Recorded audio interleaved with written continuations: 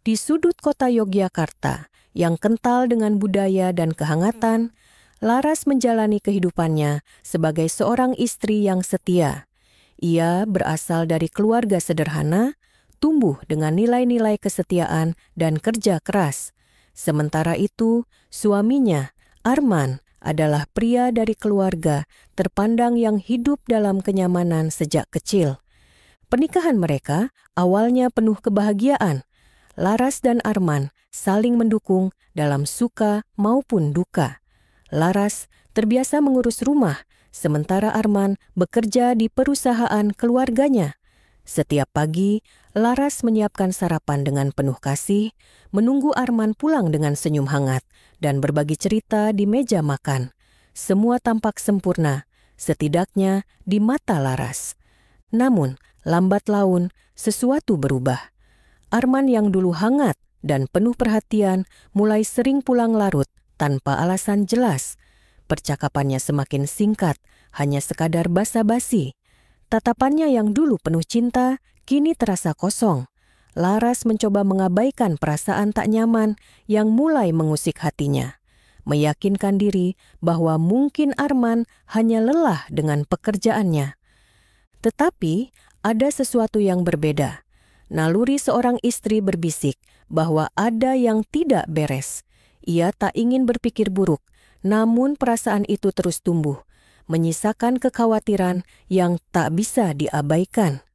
Tanpa sadar, Laras mulai mencatat setiap perubahan kecil pada suaminya, sebuah awal dari badai yang akan segera datang. Hari-hari berlalu dan Laras semakin merasakan perubahan sikap Arman yang tak bisa diabaikan. Suaminya semakin sering pulang larut malam tanpa pemberitahuan. Jika dulu Arman selalu mengabari saat harus lembur, kini ia hanya memberi alasan singkat, bahkan kadang tidak membalas pesan sama sekali. Yang paling mencolok, Arman kini tak pernah lepas dari ponselnya. Ia selalu menggenggamnya erat, bahkan membawanya ke kamar mandi. Jika Laras mendekat saat ia sedang membuka ponsel, Arman buru-buru mengunci layar, seolah ada sesuatu yang tak boleh terlihat. Laras mencoba menepis kecurigaannya. Mungkin ini hanya kebetulan. Mungkin suaminya memang sedang sibuk dengan pekerjaan. Namun, semakin ia mencoba mengabaikan, semakin kuat perasaan tak nyaman itu menghantuinya. Suatu malam, saat Arman baru pulang dengan wajah lelah, tetapi tidak terlihat seperti orang yang bekerja seharian, Laras memberanikan diri bertanya, "Kamu kenapa sering pulang malam, Mas?" Alih-alih menjawab dengan tenang, Arman justru menghela napas kasar. "Kamu tuh ya, selalu curiga. Aku kerja, Laras, kerja. Kalau kamu nggak bisa ngerti, ya sudah." Bentaknya sebelum berlalu ke kamar, tanpa menunggu jawaban. Laras terdiam. Ia tidak menyangka suaminya yang dulu lembut, kini begitu mudah marah. Namun, yang membuatnya semakin terluka adalah sikap mertuanya, Bu Retno. Saat Laras mencoba curhat kepada wanita itu, berharap mendapatkan sedikit dukungan, Bu Retno justru membela putranya habis-habisan. "Kamu jangan terlalu banyak menuntut, Laras. Arman itu capek kerja, jangan kamu bikin tambah stres," ucapnya dengan nada sinis. "Kamu istri, tugasmu itu nurut. Jangan kebanyakan curiga, nanti suami malah beneran gak betah di rumah." Dada Laras sesak. Alih-alih mendapatkan pengertian, ia justru disalahkan. Bahkan, Bu Retno mulai sering mengkritiknya. Entah karena masakannya kurang enak, entah karena cara mendidik anak, jika mereka punya anak. Apapun yang terjadi di rumah, Laras selalu yang dipersalahkan. Laras menggigit bibirnya. Ia tahu ada sesuatu yang salah. Tapi ia juga tahu, dalam keluarga ini ia sendirian. Tak ada yang akan membelanya. Dan perlahan, bisikan kecurigaan dalam hatinya semakin menguat. Malam itu, saat Laras sedang merapikan kamar, ponselnya bergetar. Sebuah pesan masuk dari nomor tak dikenal. "Mbak Laras, suami Mbak sering jalan sama perempuan lain. Kalau nggak percaya, periksa baik-baik. Hati-hati, Dia bukan pria setia seperti yang Mbak kira. Jantung Laras berdetak lebih cepat. Tangannya gemetar saat membaca pesan itu berulang kali.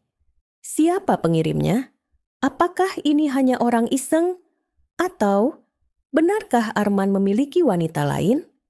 Laras mencoba mengenyahkan pikiran buruk yang mulai merayapi benaknya.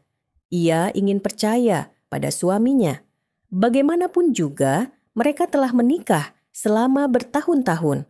Tapi, semua tanda-tanda yang muncul akhir-akhir ini membuatnya tak bisa mengabaikan pesan tersebut begitu saja. Malam itu, Laras tidak bisa tidur. Ia terus memikirkan perubahan sikap Arman, ponsel yang selalu dijaganya, dan betapa mudahnya pria itu kini marah padanya. Hati kecilnya ingin menyangkal, tetapi akal sehatnya memintanya untuk bersiap menghadapi kemungkinan terburuk. Keesokan harinya, saat sedang membersihkan lemari, Laras menemukan sebuah map berisi dokumen-dokumen penting, sertifikat rumah, buku tabungan, dan beberapa dokumen keuangan lainnya. Ia tak tahu kenapa, tetapi tiba-tiba ia merasa perlu menyimpannya di tempat yang lebih aman. Ia bahkan mulai mencatat hal-hal kecil tentang keuangan mereka, sesuatu yang sebelumnya tak pernah ia lakukan.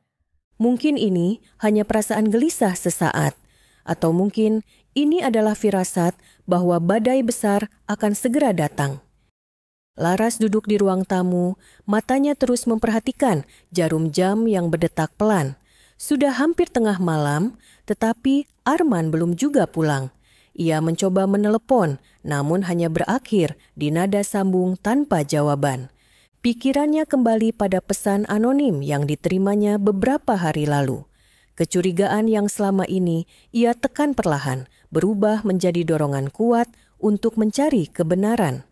Malam itu, untuk pertama kalinya, Laras memutuskan untuk mengikuti suaminya. Dengan hati berdebar, ia mengambil jaket dan keluar rumah, menyewa ojek online untuk mengikuti lokasi terakhir yang Arman bagikan ke grup keluarga beberapa jam lalu. Restoran mewah di pusat kota Yogyakarta. Sesampainya di sana, Laras mengamati sekitar dengan hati-hati. Kemudian, langkahnya terhenti. Di balik dinding kaca restoran, ia melihat Arman duduk berhadapan dengan seorang wanita muda bergaun merah. Wajahnya berseri-seri, senyumannya begitu lembut. Arman menatap wanita itu dengan cara yang tak lagi pernah ia lakukan pada Laras. Tangannya menggenggam tangan wanita itu di atas meja. Mereka tertawa, menikmati hidangan sambil sesekali saling menyuapi. Laras merasa napasnya tercekat. Dunia seakan berputar lebih lambat. Dadanya sesak, seolah ribuan duri menusuk hatinya sekaligus. Semua yang selama ini ia takutkan ternyata benar adanya. Suaminya, lelaki yang dulu bersumpah akan setia kepadanya, kini duduk di hadapannya, mengkhianati cintanya tanpa rasa bersalah sedikit pun. Air mata menggenang di sudut matanya, tetapi Laras menahannya. Tidak, ia tidak boleh gegabah. Ia harus berpikir jernih. Menyerbu mereka sekarang hanya akan membuatnya tampak lemah dan dipermalukan. Dengan tangan gemetar, ia mengambil ponselnya dan mulai merekam dari kejauhan. Setiap senyuman mesra, setiap sentuhan tangan, setiap tatapan penuh cinta yang bukan lagi untuknya, semuanya ia abadikan. Ia tidak tahu akan digunakan untuk apa bukti ini, tetapi satu hal yang pasti, ini belum selesai. Malam itu, Laras duduk di ruang tamu, menunggu Arman pulang. Pikirannya kacau, hatinya masih terasa berat setelah melihat suaminya bersama wanita lain. Bukti di ponselnya terasa panas di tangannya. Tetapi yang lebih menyakitkan adalah kenyataan bahwa pria yang dulu ia cintai kini bukan lagi miliknya.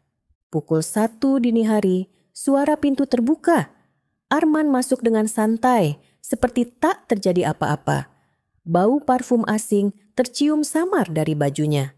Laras menggigit bibirnya, menahan amarah yang mendidih di dadanya. "Dari mana, Mas?" tanyanya.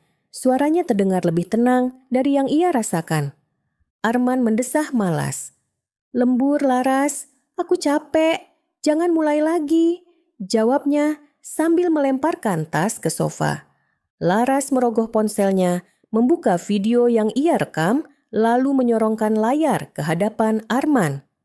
"Lembur? Sama siapa?" Mata Arman membelalak sesaat sebelum ekspresinya berubah menjadi dingin. Alih-alih merasa bersalah, ia justru mendengus dan mencibir. "Kamu ngikutin aku," suaranya meninggi. "Laras, kamu keterlaluan.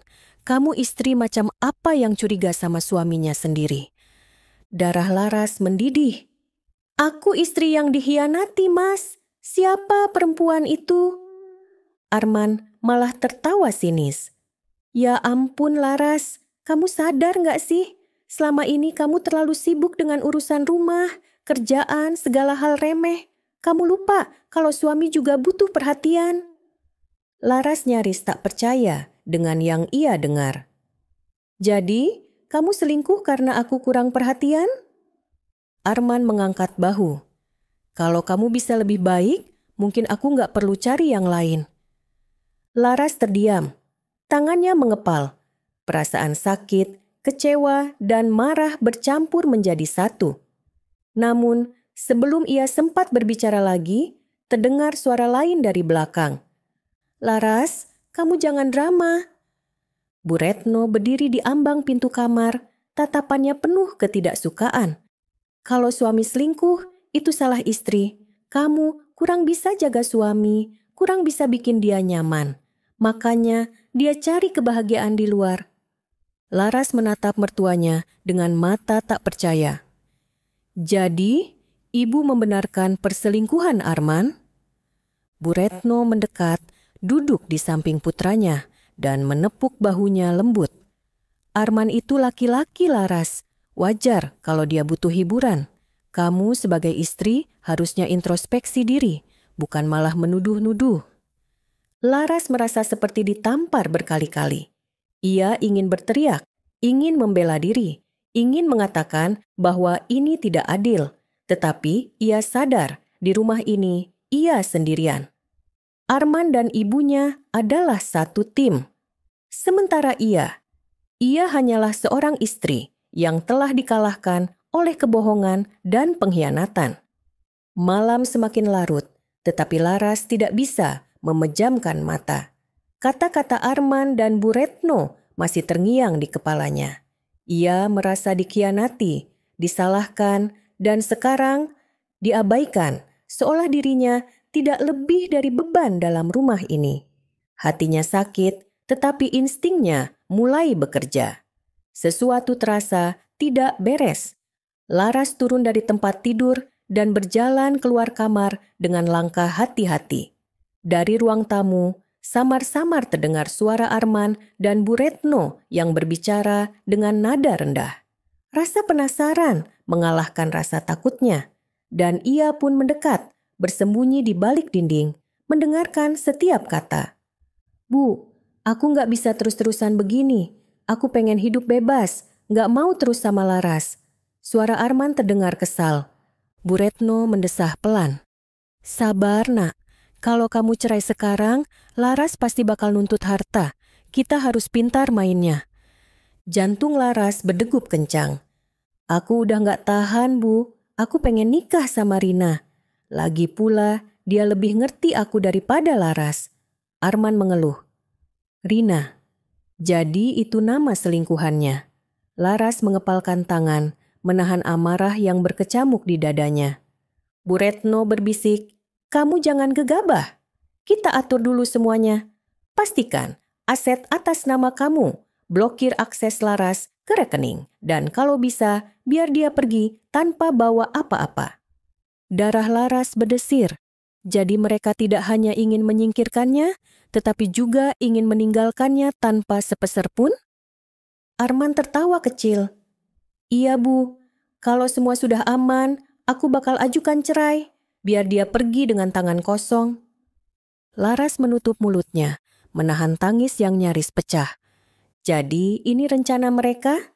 menghancurkan hidupnya, merampas haknya, lalu menendangnya keluar begitu saja? Tidak, ia tidak akan diam saja. Dengan hati yang bergejolak, Laras melangkah kembali ke kamarnya.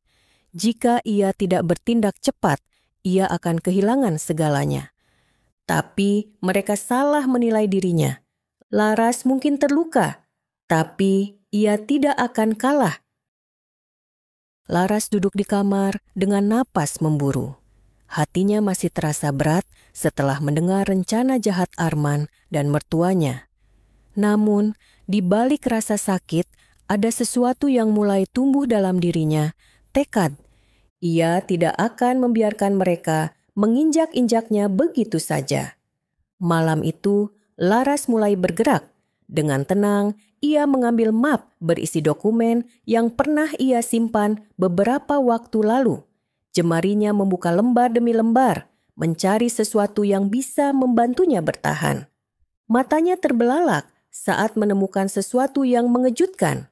Sebagian besar aset yang mereka miliki, rumah, kendaraan, bahkan beberapa tabungan, masih terhubung dengannya. Arman mungkin berpikir ia tidak paham soal keuangan, tetapi ternyata ia yang ceroboh. Semua rekening utama mereka menggunakan nama bersama, dan Laras masih memiliki akses penuh ke tabungan serta investasi mereka. Pikiran Laras berputar cepat. Jika Arman berniat menyingkirkannya, ia harus bertindak lebih dulu. Malam itu, dengan tangan gemetar, ia mulai mencatat semua informasi penting, nomor rekening, kepemilikan properti, dan transaksi keuangan Arman. Ia juga menyimpan semua bukti yang mengarah pada perselingkuhan suaminya, termasuk rekaman video dan percakapan mencurigakan yang pernah ia curi dengar. Ia tahu, saat ini Arman dan Bu Retno merasa percaya diri, mengira dirinya hanyalah wanita lemah yang bisa disingkirkan begitu saja. Tapi mereka salah. Laras bukan hanya akan bertahan, ia akan membalikkan keadaan. Hari itu, suasana rumah terasa berbeda. Laras baru saja selesai memasak di dapur ketika suara tawa nyaring terdengar dari ruang tamu. Ia mengintip dari balik pintu dan hatinya langsung mencelos. Di sana, duduk dengan santai di sofa adalah seorang wanita muda berpenampilan modis, Rina. Ia duduk di sebelah Arman, tangannya melingkar manja di lengan pria itu. Sementara itu, Bu Retno tampak begitu ramah, menyajikan minuman seolah sedang menyambut tamu kehormatan. Seolah Laras tidak pernah ada, seolah ia hanyalah bayangan di rumahnya sendiri. Laras menahan napas, mencoba mengendalikan emosinya. Ia melangkah keluar dari dapur, mencoba tetap tegar meskipun hatinya terasa hancur. "Oh Laras, akhirnya keluar juga," ujar Bu Retno dengan nada sinis. "Jangan bengong di dapur terus, sini gabung." Arman meliriknya sekilas, lalu kembali berbicara dengan Rina seolah ia hanyalah seorang pembantu. Laras ingin marah, ingin berteriak, ingin bertanya mengapa mereka tega melakukan ini padanya. Namun, ia sadar tidak ada gunanya beradu mulut dengan orang-orang yang tidak menghargainya. Ia menarik napas dalam-dalam, lalu mengangkat dagunya. "Terima kasih, Bu, tapi saya ada urusan lain," jawabnya dingin sebelum melangkah pergi. Namun, baru beberapa langkah, ia mendengar Rina berbisik manja kepada Arman. "Kasihan ya, Mas, aku nggak kebayang gimana rasanya tinggal di rumah, tapi diabaikan suami sendiri." Tawa mereka pecah. Laras menggigit bibirnya. Mereka pikir ia sudah kalah. Mereka pikir ia akan menerima semua ini begitu saja. Tapi mereka tidak tahu Laras sedang bersiap membalas. Dan ketika saatnya tiba, mereka akan menyesal telah meremehkannya. Laras melangkah keluar dari rumah dengan hati penuh tekad. Setelah semua penghinaan yang ia terima, ia tahu tak bisa lagi berdiam diri. Arman dan Bu Retno sudah menganggapnya tak lebih dari bayangan di rumah sendiri. sementara Rina semakin berani menunjukkan keberadaannya. Tapi itu tidak akan lama lagi. Ia tiba di sebuah kantor hukum di pusat Yogyakarta. Seorang pria berusia sekitar 40-an menyambutnya dengan ramah. Namanya Pak Budi, seorang pengacara yang terkenal menangani kasus rumah tangga dan sengketa harta. "Saya ingin konsultasi mengenai aset dan keuangan suami saya," ucap Laras, berusaha tetap tenang meskipun hatinya masih penuh luka. Pak Budi mengangguk. "Silakan ceritakan dari awal, Bu Laras." Laras mengeluarkan semua dokumen yang telah ia kumpulkan, termasuk rekening bersama dan kepemilikan aset. Ia menjelaskan bahwa suaminya berselingkuh dan berencana menyingkirkannya tanpa sepeser pun. Pak Budi membaca dokumen itu dengan saksama. Setelah beberapa menit, ia mendongak dan tersenyum tipis. "Bu Laras, Anda masih punya kendali atas sebagian besar aset ini. Itu keuntungan besar," katanya. "Jika Anda ingin mengambil langkah sebelum mereka bergerak lebih jauh, kita bisa mulai dengan membekukan rekening dan mengamankan hak Anda." Laras menatapnya dengan penuh harapan. "Apa yang harus saya lakukan?" Pak Budi mulai menjelaskan langkah-langkahnya. Laras harus segera mengajukan permohonan pembekuan aset ke bank dengan bukti bahwa suaminya berisiko mengalihkan kekayaan tanpa sepengetahuannya. Selain itu, ia harus memastikan bahwa aset yang masih atas namanya tidak bisa dipindah tangankan tanpa persetujuannya. Laras mencatat semuanya dengan saksama. "Pastikan Anda tidak memberitahu siapapun, terutama suami dan mertuanya," Pak Budi memperingatkan. "Kita harus bergerak cepat dan diam-diam." Laras mengangguk. Ia keluar dari kantor dengan hati lebih ringan. Ini bukan sekadar balas dendam. Ini adalah cara untuk menyelamatkan dirinya sendiri. Saat Arman dan Bu Retno masih sibuk merayakan kemenangannya, mereka tidak sadar bahwa permainan sudah mulai berbalik. Di dalam rumah yang dulu terasa hangat, Laras kini hanyalah seorang tamu yang diabaikan. Setiap hari, Arman semakin terang-terangan membawa Rina ke rumah Bu Retno. Mereka tertawa, berbelanja, menikmati makan malam mewah, semuanya dengan uang yang sebagian berasal dari rekening bersama. Laras hanya mengamati dalam diam. Ia tidak lagi marah atau menangis. Sekarang yang ia miliki hanyalah kesabaran dan strategi.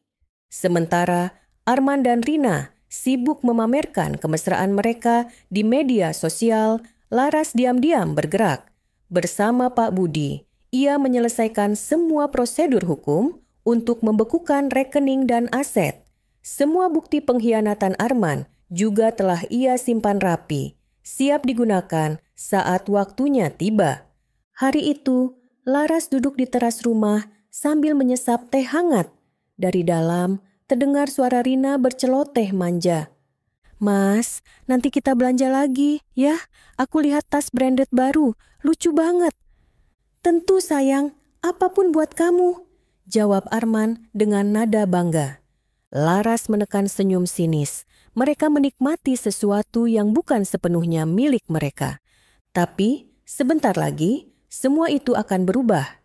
Ia hanya perlu menunggu momen yang tepat. Dan saat waktunya tiba, mereka akan tahu bagaimana rasanya kehilangan segalanya dalam sekejap. Pagi itu, rumah terasa lebih riuh dari biasanya. Arman dan Rina tampak begitu bersemangat, sibuk memilih pakaian yang akan mereka kenakan untuk perjalanan liburan mewah.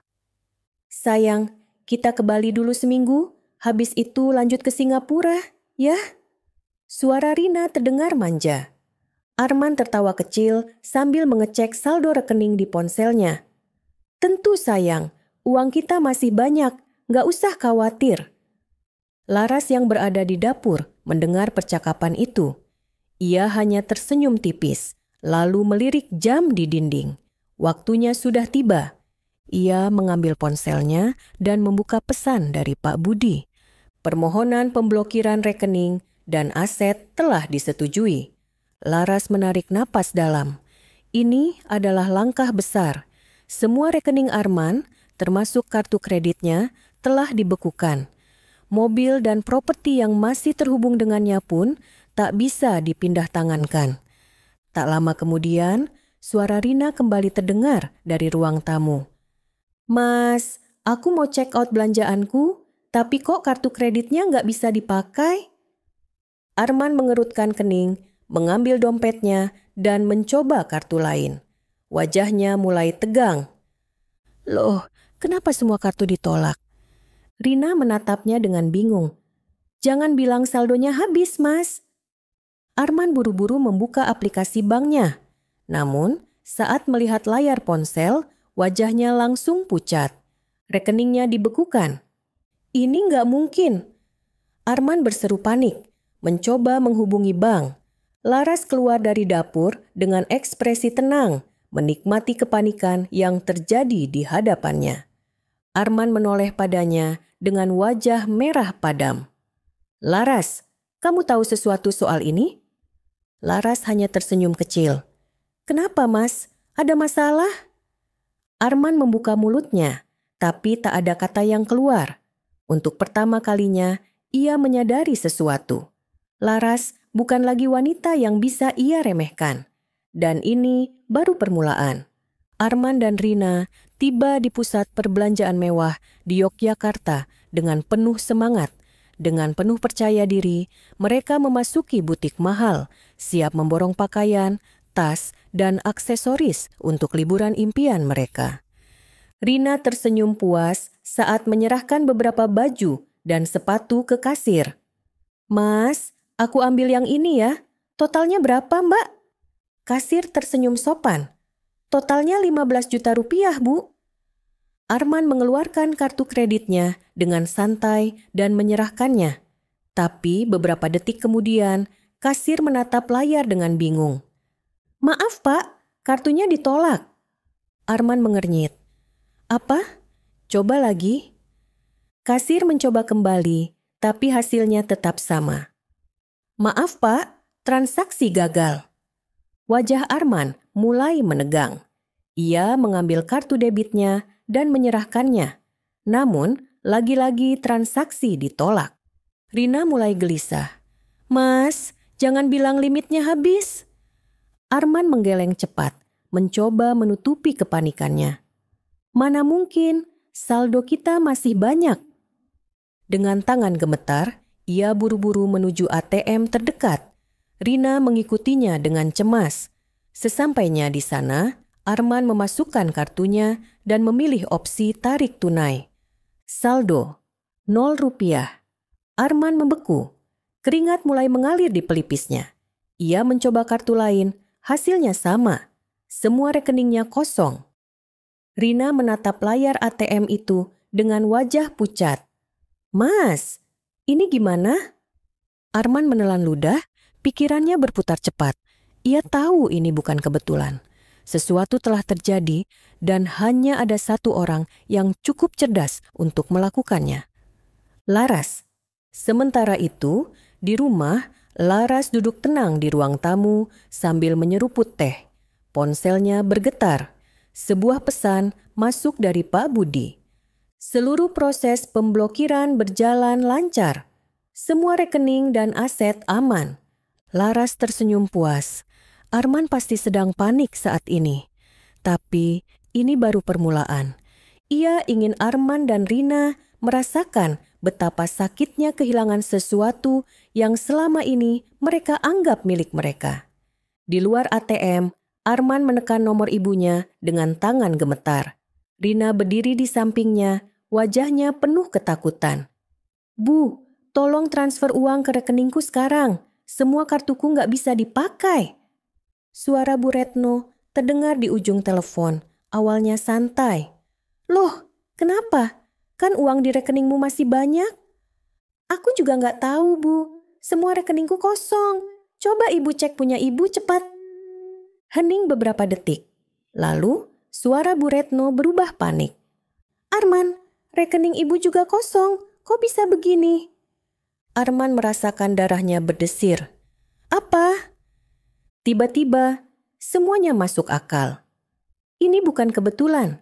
Ini bukan kesalahan sistem. Ini ulah Laras. Sementara itu, di rumah, Laras duduk santai di sofa, ponselnya diletakkan di meja. Ia sudah menduga dalam hitungan menit Arman akan menelepon. Benar saja, tak lama kemudian ponselnya berdering kencang. Nama Arman terpampang di layar. Laras tersenyum tipis sebelum mengangkatnya. "Laras, apa yang kamu lakukan?" Suara Arman menggelegar di telinganya. Laras tetap tenang. "Mas marah, ada masalah." "Kamu bekukan semua rekeningku." Laras tersenyum puas. Bisa jadi." "Gila kamu, Laras. Balikin semua uangku sekarang juga." Laras tertawa pelan. "Uang kamu? Sejak kapan, Mas? Seingatku, banyak aset yang masih atas namaku.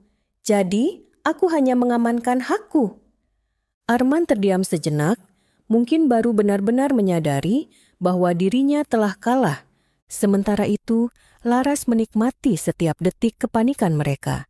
Arman mengancam, memaki, berteriak, tapi Laras tidak peduli. Karena untuk pertama kalinya, ia yang memegang kendali. Di dalam mobil, Arman memukul setir dengan frustrasi. Rina duduk di sebelahnya dengan wajah penuh emosi. "Mas, jadi sekarang kita gimana? Duit kita habis, aku nggak mau hidup miskin," bentak Rina. Arman menoleh tajam. "Maksud kamu apa?" "Ini semua gara-gara kamu. Kalau aku nggak ketahuan, Laras nggak bakal kayak gini." Rina mendelik. "Oh, jadi sekarang aku yang salah. Bukannya kamu yang janji bakal biayain hidupku. Kalau tahu bakal kayak gini, aku mending cari cowok lain." Arman menggeram. "Jangan berani-beraninya ninggalin aku sekarang, Rina." Rina mendengus kesal. "Kalau nggak ada uang, buat apa aku tetap sama kamu?" Di sisi lain, Bu Retno sibuk menelepon kenalan-kenalannya. Namun tak satu pun dari mereka bisa membantu. Semua aset keluarga yang berkaitan dengan Arman sudah dibekukan. "Gimana ini? Aku nggak bisa hidup tanpa uang." Bu Retno menangis histeris di rumah. Ia mencoba menghubungi Laras, tetapi teleponnya tidak diangkat. Laras tahu pasti apa yang terjadi dan memilih untuk membiarkan mereka tenggelam dalam kekacauan yang mereka ciptakan sendiri. Sementara itu, Laras duduk di rumah dengan perasaan lega. Ia sudah melalui banyak luka dan penghinaan, tetapi hari ini ia bisa berdiri sebagai pemenang.